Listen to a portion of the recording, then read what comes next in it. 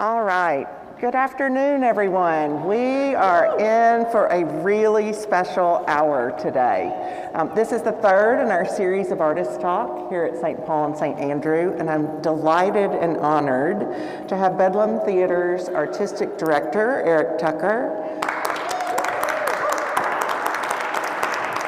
and esteemed prolific, if you've seen the play, songwriter, J.T. Harding. And are y'all hearing feedback on my mic? Yeah, it's a little bit. We're trying a new mic today. Okay, gentlemen, welcome. Thank you. Good morning, New York City! So 2 questions for the crowd before we really dig in here. How many of you have seen Music City upstairs at Bedlam? Okay, great. So we're not going to do any spoiler alerts while we talk about the play, right? And then are any of you, in addition to these 2 gentlemen, directly associated with the play? Okay. All right, great. So I want to start by asking you two to introduce yourselves to this crowd, please, and we will start with JT. Can everybody see me okay? Yeah. Okay. Hey, I'm JT Harding. I'm a songwriter. I was born and raised in South Detroit, but I'm a songwriter now in Nashville, and super excited to have Music City here in my favorite city in the world, New York City. Now sorry, Eric, let's not let him just move on like that. I mean, I think that was a bit of some understatements, which is really not what we expect from you, JT. How many number ones? I've written 8 number 1 songs, and what that means is, you write all these songs, and then when it goes number 1 on radio, or these days the most streamed, the most requested, the most played on radio. So I've written thousands and thousands of songs, and you really don't have any control over it. But every now and then, like a blade of grass popping through the cement, one of the songs will pop up and catches everybody's attention. And I have my antennas up all the time when I talk to people. I'm always looking for song titles. So even today, maybe some of you or one of you might say something that I will turn into a massive hit. And you can have the pleasure of knowing you inspired the title. I didn't hear him say anything about credits. Okay, one of the hottest songwriters in Nashville, one of my favorite quotes about JT. So Eric, we'd love to hear a little bit about you. My name's Eric Tucker. I'm artistic director of Bedlam, I was born. I was born in Virginia. I was mostly raised in Idaho, but I lived in New York City basically since 1999. So with a little stint in Los Angeles, but I started Bedlam in 2012. Yep. And for quite a, for several years we sort of bopped around and rented spaces, mostly, here in the city. We've taken our work, all over the country, other certain places in the world. So we've done a lot of stuff, and that's why it's so wonderful to be here, because this is our first, home as a theater company, which is really exciting, and we're really loving it. So, No, thank you.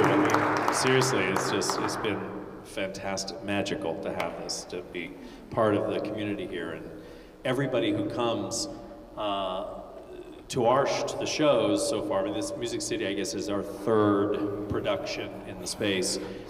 Everybody who's come who knew us, who has known us as a company, just goes crazy over the space.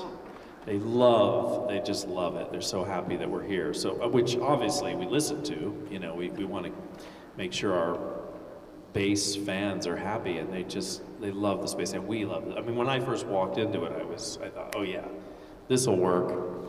So that's great. So Wall Street Journal's Director of the Year, 2014 and 2021. You skipped over that part. And then, so you founded Bedlam in 2012, and the mission of Bedlam is committed to the immediacy of the relationship between the actor and the audience. Tell us about that mission, both sort of macro and then micro. How does that apply to this play? to this play?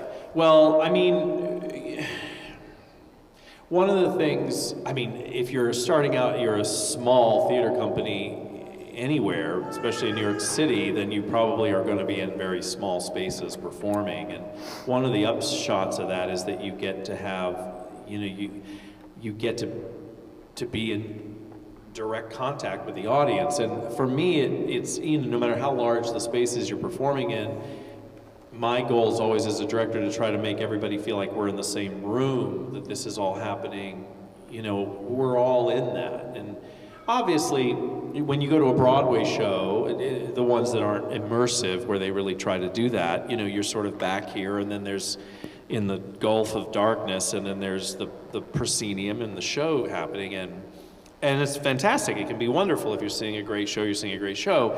But one of the things as a small company that we get to do more easily is let you feel like we're all sort of in the room having this experience. Yeah. And so we've always tried to keep it intimate, and not just that the space might be small, but then it really is, well, where are the audience and where are we? And how can we take a play like Uncle Vanya or Shakespeare, you know, Hamlet or whatever it is, St. Joan, and just be this close to people while we're having a scene, that sort of thing, you know, is it's magic. It is and magic. And you know, and it doesn't matter how big the space is. If you go to a Broadway show, the people on stage are aware of everything going on out there. You know, we're really in touch with the audience. But it just there's just something great about that. For this show, because it's set in a dive bar in Nashville, you know, the West End Theater just felt like the perfect place to, I mean, I wasn't sure we were going to do what we did up there for budgetary reasons and things like that. And then I said, well, you know, we're going to imagine it certain ways. And then my set designer said, well, what if we did this? We just took out all the seats and turned it around. So I thought, well, yeah, I just don't know if Kay's going to let us take all the seats out. That was one. But then, no, but also like had the budget and this and that. But it is kind of fantastic that people walk in and say, oh, I feel like I'm in a dive bar in Nashville, and that it is immersive, and that you're sitting out at the tables and watching this sort of show within the show and all that stuff. So that's really been the mission, because also looking back at like a classic piece of material, if you do something like Hamlet or any kind of Shakespeare or whatever it is that people sort of think they know or maybe they've seen, and then you're able to mix it up like that. And a lot of that, I think, has to do with the space and your relationship to the audience. They hear it differently, and that's what you want to do, is try to make it feel like it's something new. Thank you so much. Okay, JT, so please tell us the really fabulous origin story of Music City, and you can also give folks a little bit of an overview of the story itself. Well, it was destiny, people. Yeah, it's incredible. When I was a kid, I spent most of my time with my favorite babysitter. You may know her. Her name is MTV. And I wanted to crawl inside the TV and be a part of this world and write songs. And I had a really great buddy named Peter. We were inseparable in 7th and 8th grade. We were like R2-D2 and C-3PO. But when high school started, he went his way, I kind of went my way. He went off to do theater. I moved out to Los Angeles and chased my dream and started writing songs. And then all of these years later, that buddy of mine from 7th and 8th grade was at a party. Someone was playing an actual CD, a little silver thing that music is on. And they said, remember JT? He wrote these songs, and Peter Zinn was writing plays and trying to get going in New York. True story, he was walking through Central Park with a buddy, and he said, remember JT from junior high? I want to write a musical using his songs. And those words bounced off the Dakota, hit the boathouse, ricocheted through the trees of Central Park, and landed at a reading that Eric Tucker was directing. And that's how it happened. And it's the most thrilling and most unexpected thing that's ever happened to me. And this is going to be a real love fest, but I got to tell you, when I was rehearsing upstairs, there's one white light above us, there's these old, movie theater seats, and Eric has turned it into a living, breathing Nashville honky-tonk. And when I go back to Nashville, I'll go to a bar to see a songwriter. Even when I'm in the airport and there's people playing for tips at the baggage claim, I feel like I'm in the musical. I don't know if that's what meta means, but it's really kind of surreal. And a lot of people say, what is Music City about? Not only does it have all the hit songs, but it's about, you know, brothers and lovers and mothers and daughters. It's the American dream, but it doesn't preach. It just kind of pulls you in. And to Eric's credit, for those of you that have seen it, thank you. It's no fun without a great audience. But for those of you that haven't, the cast, they play all the songs. They play all the instruments. There's not a band under the stage or off in the corner. And that comes from Eric, and the play happens all around you. And I actually don't really know how it found its way to Bedlam, but I'm glad it did. So we'll talk to Eric. Well, but you had been working on it for, you know, you had iterations of it and stuff, and Yeah, we did a lot of readings, which you may know, where the actors are holding the scripts and they're just kind of reading it in the rooms and trying to get people to put it up. And that's also, I wrote a few new songs for the show because I would go back to Nashville and the characters are so real to me because I don't know them outside of the theater. And I would be watching diners, drive-ins, and dives, and I would think, you know, Tammy, she's older, she's been struggling forever. And there's an incredible songwriter in Nashville named Liz Rose, and she wrote a lot of the songs on the first 2 Taylor Swift albums. Taylor Swift was 15, Liz Rose had never had a hit. She was already about 50 years old. That doesn't really seem, you know, that old to me, but when everyone in Nashville is 18 and 19 and they're writing songs, that's a long time for someone to have a hit.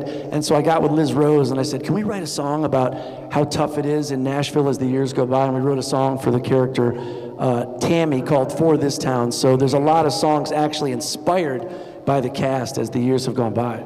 Because one of the things you said I thought was interesting is that Peter, the scriptwriter, he sort of enfolded both your new songs and then some of your very well-established songs into the script. How did that happen? Tell us a little bit more about that.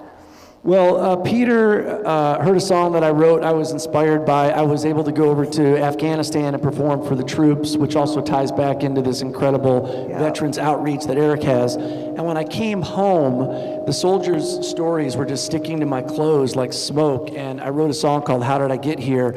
And Peter started the musical with that song, and he started asking me for more songs. So I sent him You Make Me Smile, that Uncle Kracker made famous, Somewhere With You, that a guy named Kenny Chesney made famous.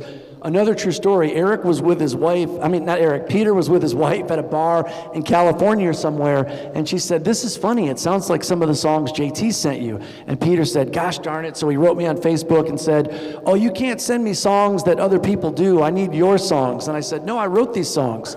They're all on the radio. And you could have knocked Peter over with a wet Bible page. He was like, this is gonna be gigantic. This is why we have old friends in our lives. They keep us humble, right? But to Peter's credit, a lot of people leave the theater. They don't know what songs are country hits. They don't know which ones are part of the show.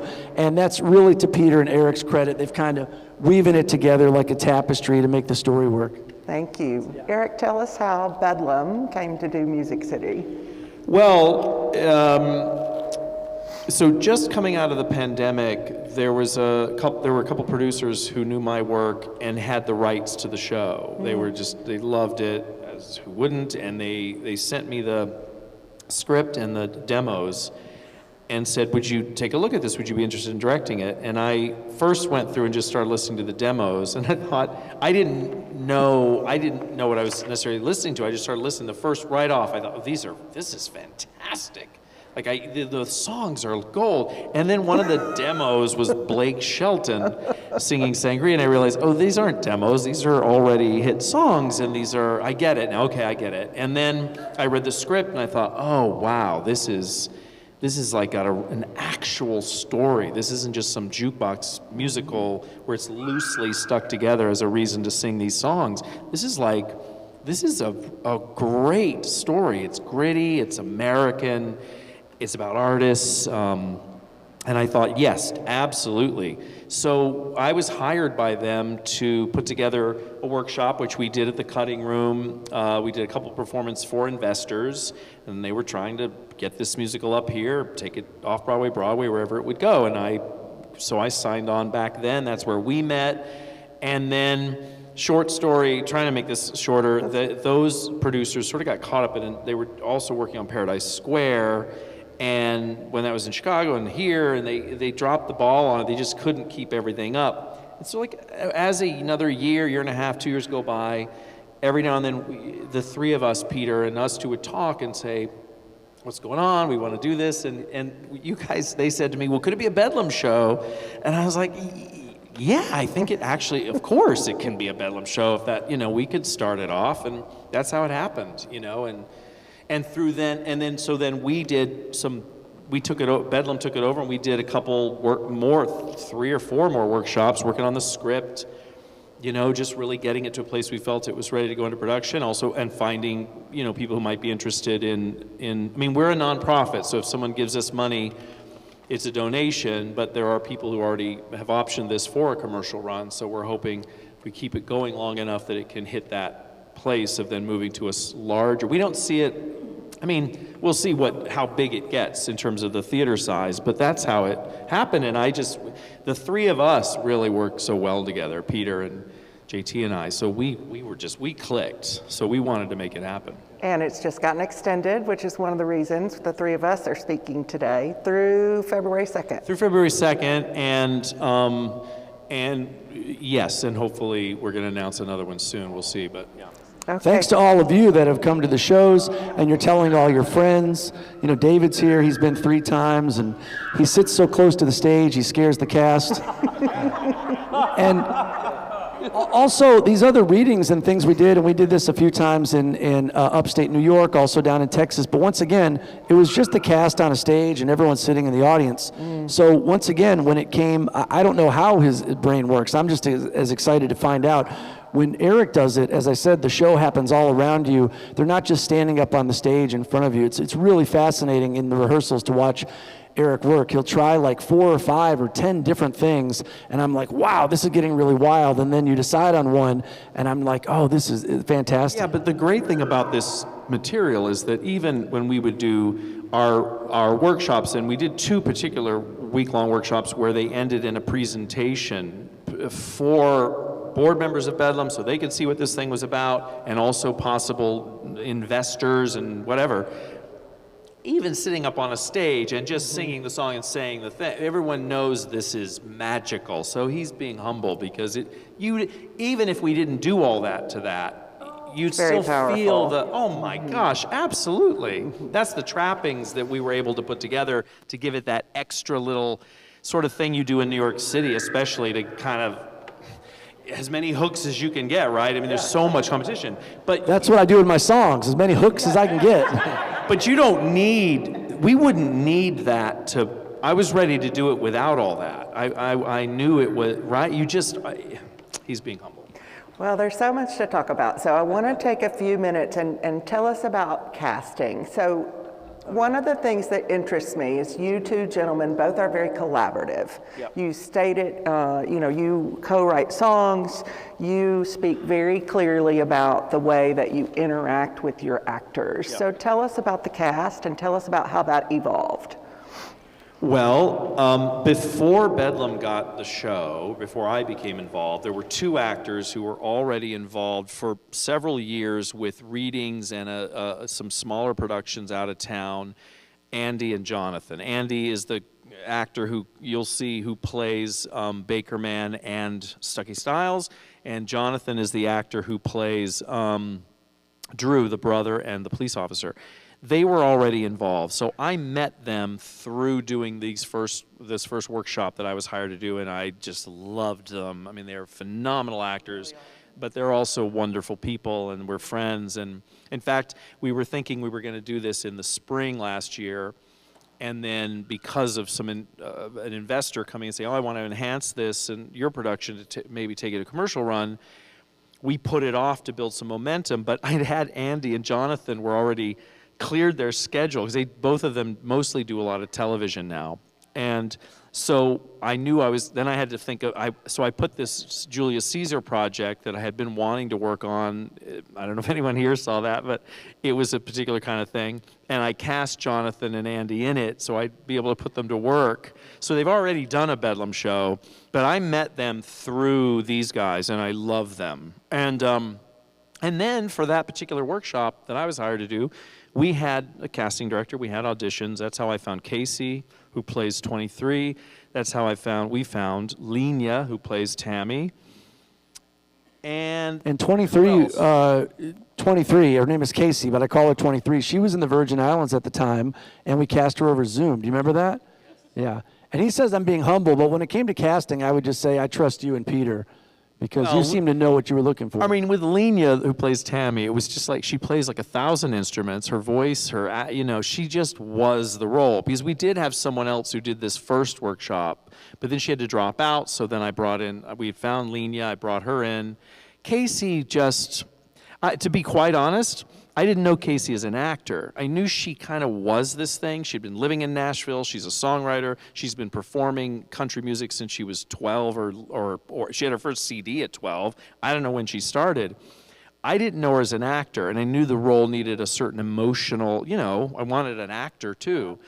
So I really didn't know what I was going to get, but she's the heart of the show for me. So I mean, it was just like gold. Stephen Michael Spencer, who plays TJ,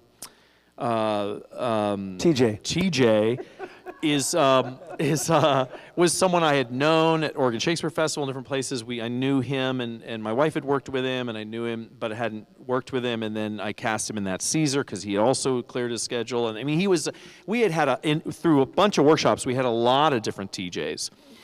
And I was always sort of aiming for Stephen Michael Spencer, but our schedules didn't line up with some of the workshops, and even so, I just knew he's the best TJ, at least that I've had. And then we found the different people in the band. There was another TJ, the one you did at the cutting room, and he kept saying, I can't do it, and I can't tell you why. And one day he whispered to me, this is a true story, he said, no one's allowed to know, and he whispered to me, I just was cast as the lead in King Kong. So I'm waiting for King Kong to open. So when it opens, let me know. Did that open? Well, he was in a Broadway show, the one with Sean Hayes. So he did have he works all the time, but he did. That was a bad joke. King Kong came and went. But Music City's still here, dang it. So. And then when I first met Stephen Michael Spencer, who plays TJ, he was like, how you been, this and that. I was like, man, he's really friendly. Is he acting right now? He's talking to me about my songs. And I said, I don't think we've ever met. And he said, well, of course we've met. I've been to a bunch of your songwriter shows in Nashville and up here. His best friend in the world is a guy I write with all the time in Nashville named Jimmy Robbins. They actually lived together at Stephen's parents' house starting at 14. So once again, this crazy, full circle, these moments happen. So I met Stephen through the years, but I just never really put it together. And that's why he's so authentic in the show, because he's been in Nashville so much, writing songs with his buddies. And he is that personable and gregarious. The last thing I'll say about casting that I did, when I first got it, there was an actor for every role kind of a thing. And I thought, well, to make it, one, more affordable, but also when you have a great actor like Andy and Lenia, I said, can I make this like 6 actors instead of 10? So then I doubled Stucky with Baker Man, because Andy was always just Baker Man, and we had different Stuckies. Wow. Because I knew we knew he could do it, but no one thought maybe should we do that. And then Lenia, she was Tammy, but then I also let her be, the record executive, Leanne. So those were some things they collapsed, and then I wanted our music director to play Win, the owner. So double casting is something that you've done multiple times in your career, and I'm going to tell y'all what a tribute to those actors, because first of all, it was not until about 3/4 of the way through the play that I recognized that the woman was playing 2 roles. Swear to God, swear to God. And then when I got back and I found out that Baker Man was the same as Stucky, I was like, you've got to be kidding me. And so they're brilliant. Really? Anybody else feel that way? Yeah. Yes, there was a young woman waiting outside, and she said, I met Stucky, but I'm waiting for the Baker Man. I thought Ashton Kutcher was going to jump out. I was being punked, and I said, it's the same person. And she said, I heard you were funny. You're so funny. I'm like, no, it's the same person. It's spectacular. So I'd love for you to talk to us. So I do have a perception that y'all can poke holes in, that you're either a collaborator or you're not. right? And a lot of folks in your industry, I think, hold really tightly to their own creative process and are less open to collaboration. So I'd love for you to talk to us about your songwriting process, about how you work with folks to come up with the best product, which you obviously do. Yes, I learned to collaborate being in Nashville because all of my songs are always much better when I work with other people. Before I got to Nashville, I thought only the Beatles and Kiss and myself wrote songs. You know, I got to town like I was something special, but all of And after all, you'd been Kiss in 7th grade, right, with Peter. Totally. And so I learned to collaborate. The songs are always better. The friendships that come out of it are fantastic. My best friends in Nashville, my best friends for life, are people that I just met in a writing room. So by the time I started working with Peter and then got to Eric, my mind was, you know, so open to it. And also, if someone comes in the room and they really haven't done anything, maybe you're kind of not just being transparent, maybe you're not as up for all their ideas, but I had seen Arcadia, I had read about Eric, I saw his show in Brooklyn, so by the time I got to Music City, I was just so excited to watch him work. And Peter would text me, sometimes I wouldn't be here, and they'd say, hey, this song's a little long, and they want to move it, and I would write him back and just say, whatever makes the show better, I'm down with. And Eric and Peter taught me, they said, a story is like a shark. If it doesn't keep moving forward, it's going to die. So there was a big hit song in the show, but it really didn't add anything to the show. So I just said, yeah, we can take it out, and someone can do it at the open mic, or we can just take it out. I found just collaborating is much, much better. I don't want to pass over the fact that you've had 8 #1 hit songs. I want us to... Me neither. I want us to pause for a minute because it's really an amazing story, right? Your journey has been amazing. So a couple things. Share some of that with the folks. You had a really interesting first job in LA and sort of how then you went from there to Smile. Tell us a little bit about that. Well, on the back of all of my CDs, all of the record companies were in Los Angeles. So I left Grosse Pointe, Michigan to go to Los Angeles. I had a couple $100, just got a one-way plane ticket. And I got a job at a record store called Tower Records. There used to be amazing towers here. And basically, I just thought, I kind of worked backwards, you know. People are going to deliver records here, and they must know someone at the record company. So I was so naive that something like that could happen. And so I would just, you know, spend the little money I had on demo tapes. I went on a show called Rock and Roll Jeopardy, and I annihilated the competition. And I used that money to make a demo, and I would bring my demo to work every day. And I would just look on the records and the CDs who were signing bands, all the A&R people, just like in the show. When Lena comes in, I would just know every A&R person. I would pass out my demo, and I got signed to EMI Records here in New York City. And then I made a record, but the record didn't come out, but people started asking me for songs. And then a guy in Detroit named Uncle Kracker said, hey, I like your songs, we should write. And I wrote a song called You Make Me Smile Like the Sun. And that kind of opened the doors. And then people in Nashville, luckily for me, country music, 80s rock turned into country music. So I came to Nashville and I just started, you know, writing songs. And I absolutely love it. And I love New York City. I would probably move here if all the songwriters were here, but it's mostly happening in Nashville. So I assume, like, how did you know? How did you hear about Smile? How did you know this was the one that was really the breakthrough, right? It was. Well, kind of, Emily Dickinson, the poet, said, you know, when she feels like the top of her head is coming off, she feels like she has something special. And I felt like that when we wrote Smile, but like all of these songs, Smile, Uncle Kracker had a record deal at the time, Atlantic Records. He put out Give Me the Beat, Boys, and Free. It was a cover song, but it was gigantic. Yep. But they did not return our calls, and so we took Smile around to other places. And that song was passed around like a vape pen at a Willie Nelson concert. Nobody wanted it, but I knew it was a hit song. And luckily, a radio station gave it a chance, and it just caught on like wildfire. And so I always knew it was a hit, but it took about 2 years for it to be released. All the hits I've had, it seems really easy to write a song and it comes out on the radio, but they all get passed around and turned down, and then eventually someone takes a chance on it and it just goes. And you paid your dues for sure. Here you had how shall we call, an assistant job when you first went out to LA? And who was that for? I worked for, one, the band Linkin Park, who were incredible, but I also went around the world as a personal assistant to the rock star Marilyn Manson. That's the only time his name has been said in a church. And so that's twice. Don't say his name 3 times, or he will appear like Beetlejuice. So that's twice. But it was great because I learned. I watched how everything. How much time, especially Linkin Park. They were gigantic, and they worked so hard on their show and their music, and it really inspired me to get back into the music business and keep writing songs. It is so cool. By the way, I have to say, just because I think I told you this, but one of our donors, Bedlam's donors, and he lives in Detroit, but he's here all the time, and he's a huge Bedlam fan. He's a British guy. He's the manager of KISS. Oh, well. He's been their manager for, I don't know, 40, whatever. He's like, there have been years when he's the only one they're all talking to. So he's held them together. Like, he has all the stories. But it's just interesting that, see, it's meant to be. And then Peter Zinn, who wrote the book that I call The Script of Music City, I took him to KISS when we were kids. And I said, I can give you tickets, but you've got to wear the makeup. So. And you did it for him, didn't you? Put the big O star on his face. Love that.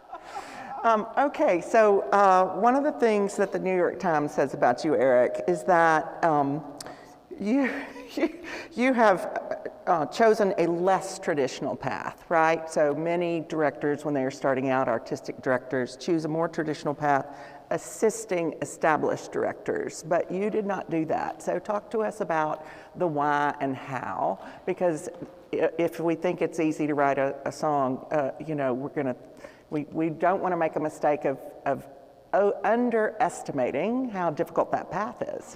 Well, that happened because I just started. I always just thought I was just only going to be an actor. I just started out as an actor. I went to, I had a degree in theater in college, and then I went to grad school as an actor. And in both those places I directed, I just would do it. But then I left grad school as an actor. I just thought that's what but I was never good at the business part of acting, which is, prepping for the auditions and finding the auditions, and it was also a very different thing then. I mean, now it's all on camera, and at least until the callbacks maybe, but it's a different thing. But you have to really, you have to do that side of it. So I would just all along, wherever I lived, whether it was in the city or LA or other place, before I came to the city, I would just put up my own work. So I was producing and acting in it and directing it, so I would have this outlet, but I always knew the kind of theater I liked, so I would just direct. And then what happened was, little by little, that just took over. That's how I was paying my rent, was because I kept getting job offers to direct, because people would see the work. And I realized in life, I had to realize that acting's probably my first passion, but the thing that I bring that's more unique is myself as a director. There's lots of me out there as an actor. I love doing it. So that's kind of how that happened. And everywhere I've been, I've always had my own company, so I could have a place to just do my little laboratory. So it just sort of built that way. I would love to have assisted lots of different because when you're a director, you don't see other directors' processes unless you're acting in the shows. You don't know how another director works. I mean, I've acted in lots of other people, so I know how other directors work, but I never got to assist them sort of in that behind the scenes process of how are they thinking and what are they. But that's just the way it happened. So founded in 2012, now you have 4 FTEs, right? 4 full-time employees at Bedlam, right? Yes. Yeah, okay. And one of them you know very well, at least one of them. Yeah, I'm married to one of them, yeah. Yeah, so it's a family business. Yes. Yeah, she came on, we weren't married when she came on into the, it's a long story. I don't know, but yes, we got married after she started working for the company. But I don't know. So my point. But we romantically started before. Had nothing to do with her working there. I want to make that clear in today's climate. I wasn't dating an employee. And by the way, not that if you know her, she would never be working for me, trust me. Yeah. He is not how it is. up. He married up, yeah. Wait, I have a question for Eric. By the way, I joke around a lot, but this is 100% serious. People, Bedlam fans from Boston, San Francisco, all over the country come, and I say, how did you hear about the show? And they say, oh, I'm a Bedlam fan. And I say all the time, oh, have you met Eric? And you got to get a picture with this guy. Several people have said to me, oh, we know Eric's not a real person. We know that's just the name they put on things. And I'm like, what? He's standing right over there. But then what's funny is Eric doesn't know I'm pointing at him, but you'll disappear. And I'm like, I'm telling you, he looks like a younger version of the guy from Breaking Bad. He's really here. But that is a true story. A lot of people say Eric Tucker is a real guy and he's here. But I have a question for you. I don't want to ruin the show for anybody, but a lot of you have seen it. So how do you come up with things like there's a scene where the band plays a big show, let's say. I don't want to give away the story. And we're just in the audience watching. And one day Eric just said, hold up, everybody. I want the band to face the other way as if the audience is part of the band and they're looking out at an arena. How do you think of things like that? Is it from watching movies, going to plays, or you just think of it? It's just, there's something about just trying to switch up the way you're using the room, I just think it's got to be something, we've sat here watching, here's the audience, they're up there on doing the open mics, and it's just like, how do we, and then also if you change that perspective, because part of that I don't think it's giving anything away, is that the actress who plays the young lead, she has to sort of have a breakdown and turn away from the audience in the middle of a song. And I thought, well, and the issue was always like, we had so many conversations about like, well, if someone actually did that, does the band, would they really stop? Would they try to keep going? Would they support? Like, what happens in real life, and that event really isn't about the whole band and what they're doing, it's about her. And I just thought, well, if she turns around to leave the crowd, to not face the crowd, and we're all like backstage watching their backs, then we're watching her, and the band's just dealing with it. And I just thought, and it uses the room differently because we're supposed to be at a much larger, different setting than in the Wicked Tickle, which is the little bar. And I just thought, how do we show that without a kind of Broadway budget? I mean, I'm working on a show now that's not a Bedlam show at Theater for New Audience, which is Henry IV Parts 1 and 2. I'm plugging that, but it's not my theater. I don't care. But anyway, no. But I'm directing Henry IV Parts 1 and 2, and it's and it's going to be in the round, and it's the same thing. It's like, how do you keep sort of switching up what we think is where we are, so that you keep people leaning into it, especially a 4-hour, because it's 2 plays combined. Anyway. Not ours. Ours is a tight hour and a half. Yeah, ours is, Music City is, you're in and out. Yeah, but it's incredibly, people ask me all the time, how do you write songs? Then it's kind of hard to explain. It's kind of like watching sausage being made. Just enjoy it when it's done. Don't watch it being made. But I'm just fascinated watching Eric work, because I probably haven't seen as many shows as all of you, but I've seen all the hit Broadway shows. And again, I'm just kind of in the audience watching it. So when it all happens, and there's other things that Eric tried that didn't make it into the show, but that equally blew my mind. There was a big scene where everyone on stage was walking or acting in slow motion, and my jaw was on the hardwood. I was like, this is unbelievable. But it didn't make it in, but it's just all sorts of stuff like that. It's fascinating. Balloons, yeah. Yeah, it's just fascinating to see how you work.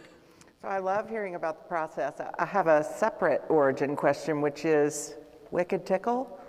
That's Peter Zinn, the book writer. The bar is called The Wicked Tickle, and if I could, if science could investigate his brain, it would be another musical.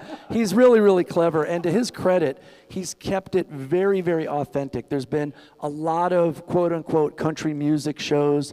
A lot of them are really good, but they kind of open and close really quick, singing horses, people with funny buck teeth. This is not that at all. No. And Peter would come to Nashville, we'd talk on the phone all the time, and I would say, man, I met this older songwriter, and they were saying all this crazy stuff, and I was just telling Peter for fun, and he would say, we got to put that in the script. So the Wicked Tickle, the character's TJ, that's kind of lazy writing. I didn't come up with that guy's name, but all of that.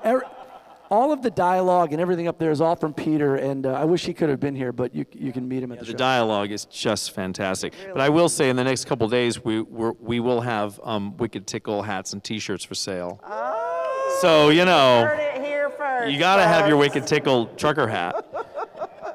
I love that.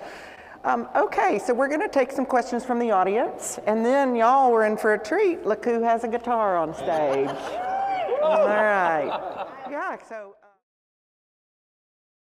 And well, I agree with you totally. There's just a lot of things that we're working up to, but the soundtrack is definitely. Yeah, one of our dreams is to do a live version so that we, you know, because they're all, I mean, the songs at least are on mic. But we want to, so if we get enough of those sort of just captured, and then we could put together a live version, which would be really cool, and then maybe also to do a recorded version, you know, with this, because I agree, my kids have heard the songs in rehearsal, they've been to rehearsals and different things, they can't watch the whole show, it's not appropriate, but, because they're little, I mean, you know, and so they fall in love with the songs, and so I've now heard 3 or 4 of the songs in the show hundreds of times, on repeat because of my kids, and they can sing them, but I don't like them as much as our versions.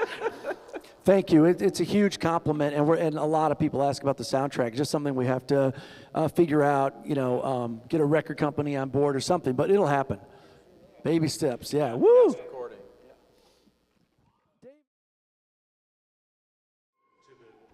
Yeah, one of the things was that for a while the show started with, at least in the text, this song "How Did I Get Here," which you hear him sing when he goes off to the war, whatever. That he was writing that song, and so you'd see little pieces of him kind of trying to write it. How did I get here? How did I get here? You know, throughout. But I really wanted. I just thought in that kind of immersive way. I thought how beautiful to have. As much time as we can give, you know, because there's stuff that has to happen in the theater before we open the theater. We could give time for actual people to come in and just do an open mic, and then because the thing that really starts the show is an open mic. You know, when the 2 brothers are called up, okay, you guys are next on the list, come on up, and that's the first song. And I thought, well, in that immersive way, if you've sat there.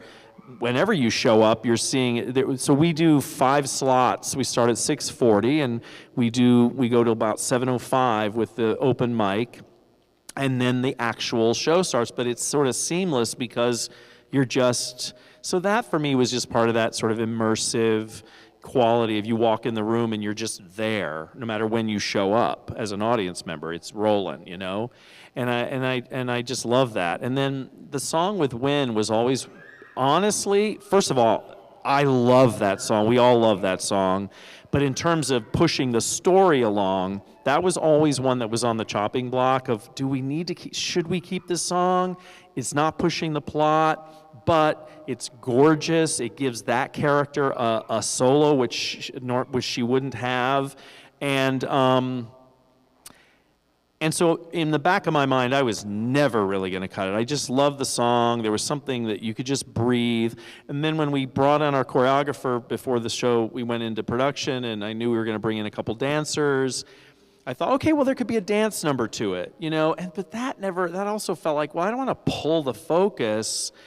And so then it just became an opportunity the slow dance kind of came out of, well, I thought, well, let's just get audience involved and try to pull people up and let them dance as if that's what you would do in a place like that if you were, you know, and then you're just watching. People are dancing, it's kind of shadowy, but she's still the main, and it's such a great story to that song, and the way she's singing it, the way we worked it, is that obviously it has meaning for her, that it's a song that is her, you can learn something about her character.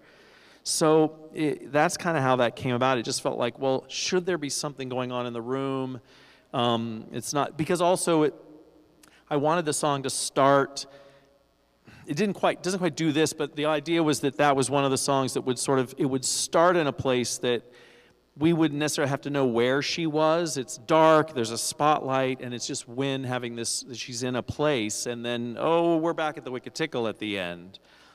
And I don't know, the dancing kind of does it, but also then you're still, but it could be happening right in the Wicked Tickle. It is, you know, I'm always hoping that someone in this, you know, some couple will just be like, oh, well, we can just get up and go up and dance, who isn't, and I think that's happened once. But, I mean, people totally not connected, you know. I mean, I've asked my wife up, or, you know, he grabs someone and goes up, but I always hope, oh, maybe people will. I did see that once. I saw a young couple, they stood up and then they went up to the stage. I was dancing on the stage. I was like, they're going to get scolded. But yeah. No, I love that. That's also, so cool. like, grew up in Michigan, and I was out in Los Angeles, and I don't know how it is in New York, but usually if you're seeing someone play a show or singing a slow song, people don't just get up and start dancing. But in the country music world, it happens all the time. I'll be playing a songwriter show, and I'll just look out, and I'll be like, oh, there's a couple, they're just dancing for no reason right there. So it's really fun, and it's a beautiful moment. Also, I watched all the rehearsals, maybe even a few shows, where she sings alone with you, and there's the two professional dancers dancing. And then once again, to Eric's credit, one day he just said, everyone in the cast and anyone who works here, ask someone to dance and bring them to the stage. And it's once again, another little brilliant behind-the-scenes thing that Eric came up with. And makes it so much more interactive. Yeah. It's a great segue to just mention everyone involved with the show, so talented, and of course under your leadership. The musical director, also very special. You want to say anything about Julianne? Oh, Julianne's amazing. Well, first we had someone else connected to it that I've worked with before, and she was offered a play. She's not an actor, but she was going to act in it, Playwrights Horizons, and me and her both, as friends and longtime collaborators, thought, you just shouldn't turn that down. Just go do it. And she really, it was heartbroken, not because she had done the previous workshops and was excited about the idea of playing wind, because she's not an actor, but is a musician that I was asking to act. Julianne was someone she referred me to. Julianne's had tons of Broadway experience. She's been in lots of Broadway pits and musical directed, but she's never acted. I mean, never. And where she's come, like how her confidence and how great she is with the crowd, and is just fantastic. But she's brilliant. She's just what she's done with the music and how she directs the interaction between what she's done with the vocals, and she's really the bridge often between the audience and the cast. And for someone who's never because I know many actors I worked with who are brilliant, but they're very nervous to interact with an audience. Those are, very different things, right? And the fact that Julianne not only jumped in learning lines of becoming this role, but then that she has to, everything she does is with the audience. That's right. But she's fantastic. She really is. And her voice she's amazing. We love her. We have two questions. He kind of had, basic outline. It's funny going back, there were different little ideas, and this is how it could end, and this is where it could go. He had it pretty fleshed out, but then he just kept letting it marinate in his head, and this is the best, and this is the best version it's ever been. A lot of songs kind of came and went, different characters were dealing with addiction, he was trying to find the right character. He didn't want it to be cliche, that the band members were all drunk. So, it's just been an incredible work in progress, So anyone here that has seen the show or hasn't, so there's a real open mic before every show. So anyone here, any age, whatever you want, you can get up and sing any song. They have this guitar, they have a piano. If you don't know how to play the guitar and piano, Lynn and the people that are in the show, they're more than happy to play along. So this is one of the songs in the show. It's a song that I wrote, and as I told Eric, I heard it in CBS the other day. So I'm hot in the furnace. Who did you hear it by? Who was the artist? Uncle Kracker. Yes. And it was his title, but he didn't know what to do with it, and I just thought it was a great title. And there's a lot of really great sad songs. I love sad Bruce Springsteen songs. I love sad Prince songs. But if you can write a song that is kind of like a positive love song that gets through the gate, it can really get gigantic. So super blessed that this happened. It goes like this. Better than best. I'm loving just a linger there. It's like over there the flip side of my pillow. That's right. We can young there. Nothing can compare. Where you send me, lets me know that it's okay. Yeah, it's okay. My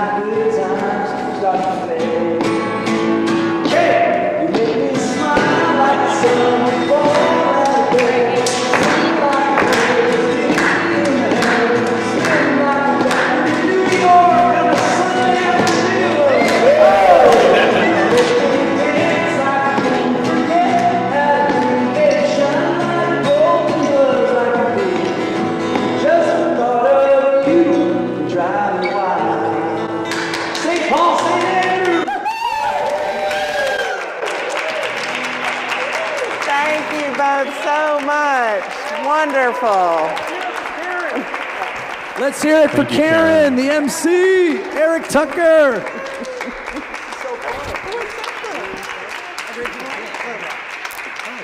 Yeah, it's so nice to be on a mother, you know?